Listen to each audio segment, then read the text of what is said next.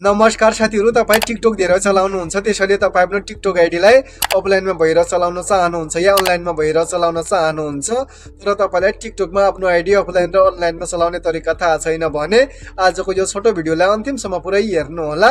आजको यस भिडियो मार्फत म तपाईलाई सिकाउने छु कि तपाईले टिकटकमा आफ्नो आइडीलाई अफलाइनमा भएर कसरी चलाउन सक्नुहुन्छ र अनलाइनमा भएर कसरी चलाउन सक्नुहुन्छ भनेर।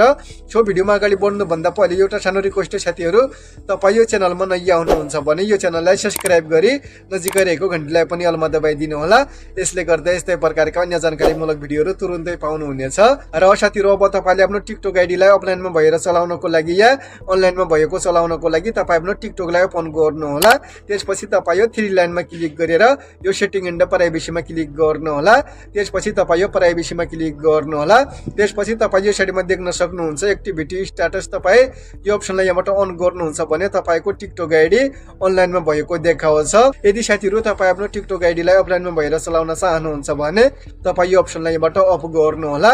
तपाईले यो अप्सनलाई यहाँबाट अफ गरेर चलाउनुहुन्छ भने तपाईको अहिले टिकटकमा अनलाइनमा छ कि छैन भनेर कसैले पनि थाहा पाउँदैन। त्यसैले साथीहरु, तपाई टिकटकमा अनलाइन भएर चलाउन चाहनुहुन्छ भने यो अप्सनलाई यहाँबाट अन गर्नु होला। यदि तपाई आफ्नो टिकटक आइडीलाई अफलाइनमा चलाउन चाहनुहुन्छ भने यो अप्सनलाई यहाँबाट बन्द गर्नु होला।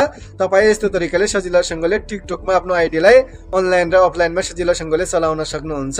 सो साथीहरु, आजको यो छोटो जानकारीमूलक भिडियो कस्तो लाग्यो? भिडियो मन परेमा लाइक, कमेन्ट र यस्तै प्रकारका अन्य जानकारीमूलक भिडियो हेर्नको लागि यो च्यानललाई सब्स्क्राइब गरी नजिकै रहेको घण्टीलाई पनि अलमा दबाएर राख्नु होला। धन्यवाद।